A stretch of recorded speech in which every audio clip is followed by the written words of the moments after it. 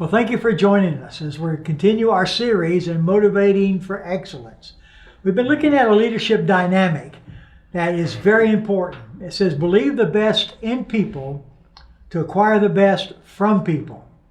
And we looked at several items related to that. We motivate without heartache. We motivate by example. We motivate by competence. We motivate by commendation.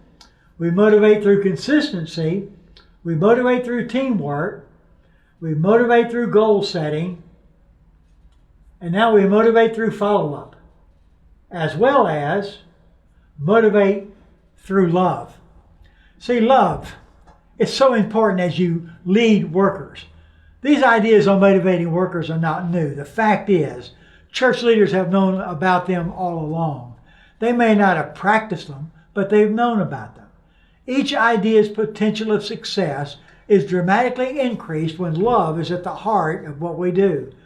Paul says, love is patient, love is kind, love is not jealous, love does not brag, is not arrogant, love does not act unbecomingly, it does not seek its own, is not provoked, does not take into account a wrong suffered, does not rejoice in unrighteousness, but rejoices with the truth, bears all things, believes all things, hopes all things, and endures all things. 1 Corinthians 13, 4-7. The impact of these verses is that love believes the best in people. Love is vital for success in the Christian life. Help workers understand the value of Christian love. In a worship service, someone might say, everybody stand up, turn around, and say, I love you to the person behind you.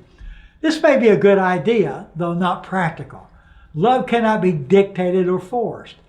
It is a supernatural phenomenon in the life of a believer. How does one show one's love for another person? Action comes through when people love. A husband may say to his wife, I love you.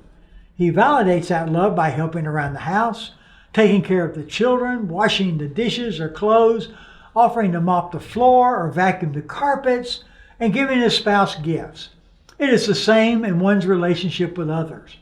When one loves others as love does, that love is put into action. It would have been an event of devastating proportions if Jesus stood on the mountain and said, folks, I love you, but if you think I'm going to die on a cross today, you're out of your mind. Our Lord demonstrated His love toward us. In spite of our sin, He was willing to die for us. The one overriding, motivating factor in people coming to the Lord is in the love that He shed for them. Workers need to know they are loved. Leaders must show their love to workers. This is so vital. It is motivational. And then, number 10, motivate with excitement. How excited are you about doing the work of God? Do you ever get excited about the Lord's work? Take time to notice the way people act when they come to church on Sunday. Some look as though they just got out of bed and in a foul mood at that. One Sunday morning, a mother brought her 2 children to church. It was apparent she had some difficulty with them.